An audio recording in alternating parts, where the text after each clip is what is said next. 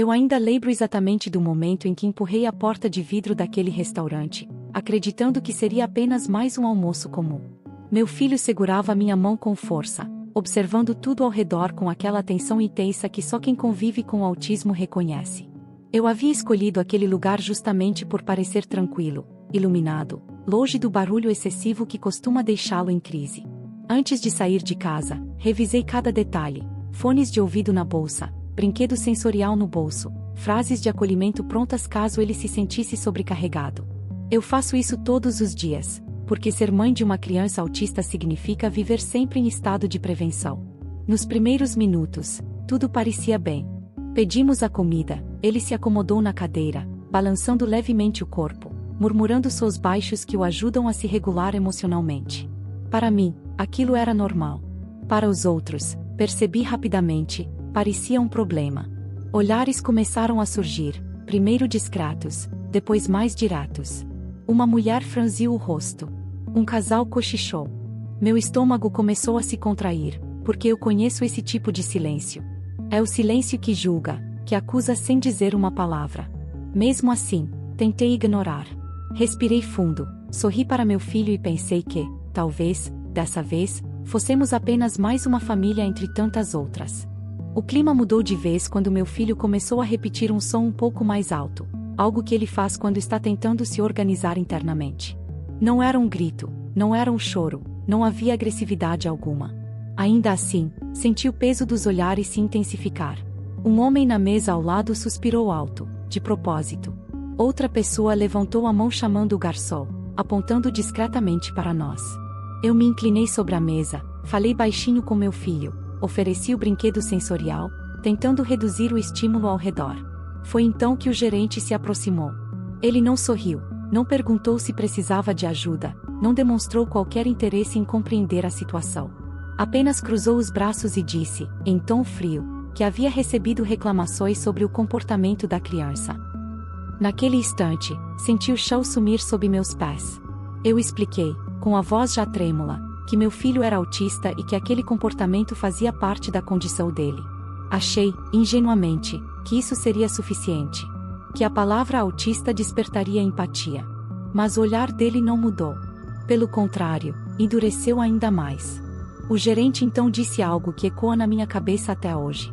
Ele afirmou que o restaurante era um ambiente familiar, e que aquele tipo de comportamento estava atrapalhando a experiência dos outros clientes. Eu senti meu rosto queimar. Era como se, de repente, meu filho não fosse mais uma criança, mas um incômodo. Uma falha. Um erro que precisava ser removido dali. Eu tentei argumentar, disse que ele não estava fazendo nada de errado, que não havia regra alguma que proibisse uma criança de se expressar daquela forma. Mas ele foi direto, sugeriu que eu retirasse a criança do local para evitar mais problemas. Ao redor, algumas pessoas observavam em silêncio. Outras concordavam com a cabeça. Ninguém disse nada a nosso favor. Meu filho percebeu a tensão, começou a se agitar mais, sem entender o que estava acontecendo. Aquilo partiu meu coração. Porque não era só sobre mim. Era sobre ele sentir, mais uma vez, que não pertencia. Com as mãos tremendo, peguei o celular. Não para causar confusão, mas porque algo dentro de mim dizia que eu precisava registrar aquilo. Eu sabia que, se saísse dali em silêncio, aquela humilhação seria apenas mais uma história invisível. Comecei a gravar. Perguntei, calmamente, se ele estava realmente me pedindo para sair por causa do autismo do meu filho. Ele respondeu que estava apenas seguindo o protocolo do estabelecimento. Aquela frase caiu como um soco. Protocolo. Como se a exclusão tivesse um manual. Enquanto eu gravava, meu filho começou a chorar, confuso, sobrecarregado. Eu o abracei, tentando protegê-lo não apenas do barulho, mas da crueldade daquele momento. O gerente se afastou, visivelmente incomodado com a gravação. Alguns clientes desviaram o olhar. Outros continuaram observando, como se fosse um espetáculo. Eu me senti pequena, exposta, mas também tomada por uma força que eu não sabia que tinha. Saímos do restaurante sem terminar a refeição. Do lado de fora, meu filho soluçava encostado em mim, enquanto eu tentava manter a postura. Por dentro, eu estava despedaçada. Não era a primeira vez que enfrentávamos preconceito, mas doía como se fosse. No carro, antes de ligar o motor, Olhei novamente para o vídeo. Ali estava tudo registrado: o tom de voz, as palavras, a ausência total de empatia. Eu hesitei por alguns minutos, pensando se deveria ou não publicar aquilo. Parte de mim queria apenas esquecer, proteger meu filho e seguir em frente. Mas outra parte, mais forte, sabia que o silêncio também machuca. Então postei. Sem ataques, sem xingamentos. Apenas a verdade. Eu não fazia ideia de que aquela gravação mudaria completamente o rumo daquela história, e exporia quem realmente havia errado. Eu acordei no dia seguinte com o celular vibrando sem parar. Mensagens de números desconhecidos, notificações de comentários, compartilhamentos que eu jamais imaginei. O vídeo havia se espalhado muito além do que eu esperava. Pessoas contando histórias parecidas, mães dizendo que finalmente se sentiram representadas, adultos autistas relatando exclusões que carregavam desde a infância. Cada relato era um misto de conforto e dor. Conforto por não estar sozinha, dor por perceber o quanto aquilo era comum. Ao mesmo tempo, começaram a surgir comentários defendendo o restaurante, dizendo que eu estava exagerando, que criança precisa aprender a se comportar. Ler aquilo era como reviver tudo de novo. Mas algo curioso aconteceu. Profissionais da área, advogados, terapeutas e até ex-funcionários começaram a explicar, publicamente, que o que aconteceu ali não era apenas falta de empatia, era discriminação. Pela primeira vez, senti que a narrativa não estava mais sob o controle de quem me mandou sair. No meio da tarde, recebi uma ligação do próprio restaurante. O tom era completamente diferente. Já não havia frieza, nem superioridade. Havia nervosismo. Pediram para conversar, disseram que a situação tinha saído do controle. Eu ouvi em silêncio. Quando mencionaram que o gerente havia seguido orientações internas, algo dentro de mim se firmou. Pedi tudo por escrito. Poucas horas depois, o vídeo alcançou páginas grandes, perfis de defesa dos direitos das pessoas com deficiência, jornalistas começaram a me procurar. O restaurante publicou uma nota genérica, sem mencionar meu filho, sem assumir erro algum. Aquilo revoltou ainda mais as pessoas. Porque não era sobre um pedido de desculpas bonito. Era sobre reconhecer que meu filho foi tratado como um problema.